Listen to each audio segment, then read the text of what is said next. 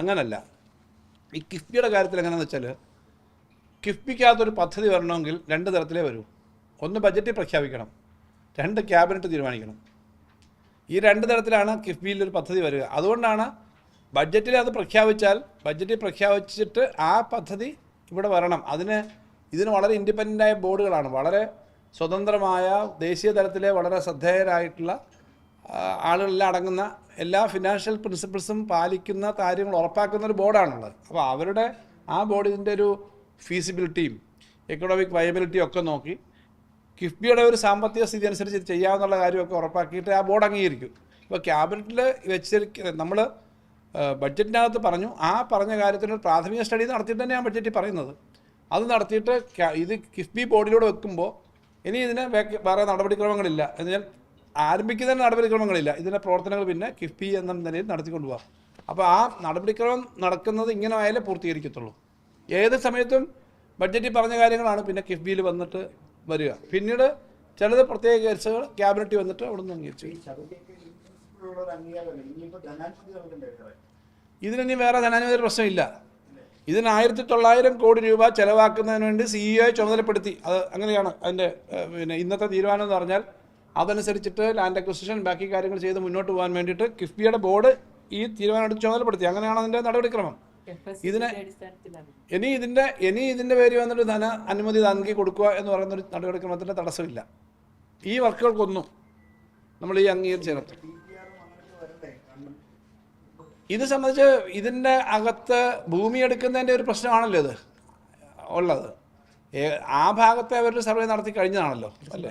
നടപടിക്രമങ്ങൾ നോട്ടിഫിക്കേഷൻ വരെ ആയിട്ടുണ്ട്. ആ ഭാഗം വരെ ഉള്ളതിൻ്റെ ഭൂമി അവർ കണ്ടെത്തിയിട്ടുണ്ട്, നോട്ടിഫിക്കേഷൻ വന്നിട്ടുണ്ട് ആ ഭാഗത്തെ. ഞാൻ രണ്ടാമത് പറഞ്ഞ ഭാഗം അതൊരു നടത്തേണ്ട ഒരു കാര്യമാണ്.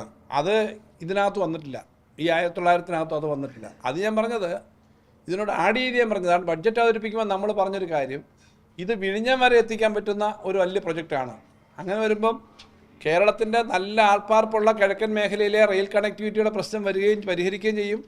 നമുക്ക് നമ്മുടെ ഇവിടുത്തെ വിഴിഞ്ഞം കോറിഡോർ എന്നൊക്കെ പറയുന്നത് അങ്ങോട്ട് ആ റെയിൽ കണക്ടിവിറ്റി വന്നാൽ കേരളത്തിലാകെ അതിൻ്റെ ഗ്രോത്ത് വരും. അത് നെക്സ്റ്റ് സ്റ്റെപ്പ് വരേണ്ടതാണ്. നമ്മളതൊരു ഈ 1900 എന്ന് പറഞ്ഞാൽ അപ് ടു എരുമേലി ഇപ്പോൾ പറഞ്ഞിട്ടുള്ള നേരത്തെ തന്നെ ചർച്ച ചെയ്തുകൊണ്ടിരിക്കുന്ന ആ റെയിൽ ലൈനാണ്. അതിന് ഭൂമി കിട്ടുന്നില്ല എന്ന് പറഞ്ഞിട്ടാണല്ലോ റെയിൽവേ ഇങ്ങനെ തടസ്സപ്പെട്ടുകൊണ്ടിരുന്നത്. അപ്പോൾ അതിൻ്റെ പ്രശ്നം പരിഹരിക്കാനാണ് ആ തീരുമാനം വന്നത്. അതുപോലെ MC റോഡിൻ്റെ കാര്യത്തിൽ നേരത്തെ ഒരു 1000 കോടിയും കൊല്ലം ചെങ്കോട്ട റോഡിന് 500 കോടിയും വെച്ചു. അതുകൊണ്ട് നമുക്ക് കാര്യമായിട്ട് അത്ര കാര്യങ്ങൾ ചെയ്യാൻ പറ്റില്ല. അതുകൊണ്ടാണ് അവിടം വരെയുള്ള കാര്യങ്ങൾ സ്റ്റഡി ചെയ്തു. അതിൻ്റെ അടിസ്ഥാനത്തിൽ DPR ഏകദേശം ഒരു പ്രിലിമിനറി DPR എല്ലാം തയ്യാറാക്കിയതാണല്ലോ. തയ്യാറാക്കിയിട്ടാണ് ജംഗ്ഷനുകളിൽ മെയിൻ ജംഗ്ഷനുകളിൽ സ്ഥലമെടുത്ത് പോകുന്നത് അത്ര പ്രായോഗികമല്ല. അത് ഒത്തിരി ബുദ്ധിമുട്ടുണ്ടാക്കത്തേ ഉള്ളൂ. ചില സ്ഥലത്ത് ഉയർന്ന പാലങ്ങൾ ഉണ്ടാക്കുന്നുണ്ട്. അപ്പോൾ ആ പാലങ്ങൾ വരുമ്പോഴും ആ കമ്പോളം മുഴുവൻ അങ്ങ് പോവും. നല്ല വീതിയുള്ള സ്ഥലമല്ലെങ്കിൽ മാർത്താണ്ഡം വഴി നിങ്ങൾ യാത്ര ചെയ്താൽ, ഇപ്പോൾ തമിഴ്നാട്ടിലേക്ക് പോയാൽ മാർത്താണ്ഡം നിങ്ങൾ കാണാറേയില്ല, മാർത്താണ്ഡം ടൗൺ കാണാറേയില്ല. അപ്പോൾ ഒരു കമ്പോളത്തിൻ്റെ നടുക്കിൽ മേലെ കൂടെ ഒരു പാലം പോയാൽ അവിടുത്തെ മുഴുവൻ കടകളുടെ കച്ചവടത്തെയും അവിടുത്തെ പാർക്കിങ്ങിനെ എല്ലാം ബാധിക്കും. അതേസമയം ഒരു ബൈപ്പാസ് വന്നു കഴിഞ്ഞാൽ ഈ കടകളെല്ലാം കൂടി ഇടിച്ചു പൊളിക്കണ്ട. അല്ലെങ്കിൽ അതിൽ കൂടെ നല്ല വീതി വരണമെങ്കിൽ ഇത് മൊത്തം ഇടിച്ചു പൊളിച്ച് വലിയ വില കൊടുത്ത് സ്ഥലം എടുക്കണമെന്ന് മാത്രമല്ല അവിടുത്തെ മുഴുവൻ ആളുകൾക്കും ബുദ്ധിമുട്ട് വരും. അത് ഏറ്റവും അത്യാവശ്യമുള്ള ഘട്ടത്തിൽ മാത്രമേ അങ്ങനെ ചെയ്യാൻ പറ്റൂ. ബൈപ്പാസ് ആകുമ്പോൾ അതിൻ്റെ 1-2 കിലോമീറ്റർ അടുത്തുകൂടെ ഒരു ബൈപ്പാസ് വന്നാൽ അവിടെ ഒരു പാരലായിട്ടൊരു ഏരിയ ഡെവലപ്പ് ചെയ്യുകയും ചെയ്യും. നമുക്ക് കുറച്ചുകൂടി വേഗത്തിൽ കാര്യം ചെയ്യാം. അതുകൊണ്ടാണ് നമ്മൾ 7 ബൈപ്പാസുകളും ബാക്കി സ്ഥലങ്ങളിൽ റോഡ് 4 വരി ആക്കാൻ, ഇപ്പോൾ MC റോഡിൻ്റെ കുറേ സ്ഥലത്ത് അത് ആക്കാൻ പറ്റുന്ന സ്ഥലമുണ്ട്, 4 വരി പാത ആക്കാനും പറ്റും. അങ്ങനൊരു മോഡലാണ് MC റോഡിൽ നമ്മൾ പരീക്ഷിച്ചത്. NH ചെയ്ത പോലല്ല, MC റോഡിൽ പരീക്ഷിച്ചിരിക്കുന്ന ഇങ്ങനൊരു മോഡലാണ്. അത് വൈഡനിങ് സാധാരണ ഈ ജംഗ്ഷനുകൾക്കാണ്. ഇപ്പോൾ നോക്കിയോ, കിളിമാനൂർ ജംഗ്ഷനിൽ പിന്നെ അവിടെ വൈഡൻ ചെയ്യുമല്ല, കിളിമാനൂർ ജംഗ്ഷൻ്റെ അപ്പുറത്തൂടെ ഒരു ബൈപ്പാസ് ഫീസിബിൾ ആയിട്ടുള്ള സ്ഥലം കണ്ടൊരു ബൈപ്പാസ് എടുക്കും. നിലമേലും ചടയമംഗലത്തും ആയൂരും കൊട്ടാരക്കരയും പന്തളവും ചെങ്ങന്നൂരാണ് ഇപ്പോൾ ആദ്യ ഫേസിൽ പറഞ്ഞേക്കുന്നത്. കൊട്ടാരക്കര ഓൾറെഡി വേറൊരു സ്ഥലം കണ്ടിട്ട് ഏറ്റവും ലാൻഡ് അക്വിസിഷൻ്റെ ഒരു നടപടികൾ മിക്കവാറും 11-1 നോട്ടിഫിക്കേഷൻ വരെ വന്നു.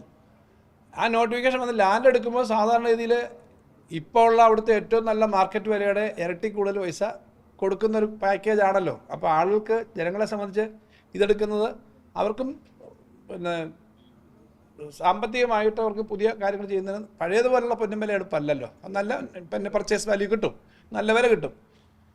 അപ്പോൾ ഈ ജംഗ്ഷനുകൾക്ക് അപ്പുറത്ത് ആയൂർ ജംഗ്ഷൻ ഇപ്പോൾ എപ്പോഴും ബ്ലോക്കാണ്, കൊട്ടാരക്കര എപ്പോഴും ബ്ലോക്കാണ്, പിന്നെ പന്തളം, ഈ എല്ലാ സ്ഥലത്തും നോക്കിക്കോളൂ, എല്ലാ ജംഗ്ഷനിലും ഒരു പ്രത്യേകിച്ച് NH-ൻ്റെ പണിയും കൂടെ നടക്കുന്നുണ്ട്, വലിയ ബ്ലോക്കാണ്. അതിനപ്പുറത്തുകൂടി 1 കിലോമീറ്ററിനകത്തോ 1.5 കിലോമീറ്റർ അപ്പുറത്തൂടെ നമുക്കൊരു ബൈപ്പാസ് എടുക്കാനാകുമ്പോൾ അത്രയും കടകളും വീടുകളും ഒന്നും മാറ്റാതെ തന്നെ പോകാൻ പറ്റുന്ന സ്ഥലങ്ങളുണ്ടാവും. ആ ബൈപ്പാസ് എടുക്കുന്ന സ്ഥലത്ത് അതെടുക്കാൻ പറ്റും. ബാക്കി സ്ഥലങ്ങളിൽ ഇപ്പോൾ MC റോഡ് എടുക്കുകയാണെങ്കിൽ വെഞ്ഞാറമൂട് കഴിഞ്ഞ് അങ്ങോട്ടും ഒക്കെ നല്ലപോലെ വീതി എടുക്കാൻ പറ്റുന്ന സ്ഥലങ്ങൾ തന്നെയാണ്. ഈ പറഞ്ഞ 4 വരിക്കൊക്കെ പറ്റുന്ന സ്ഥലമാണ്, വലിയ ബുദ്ധിമുട്ടില്ല എടുക്കാൻ പറ്റും.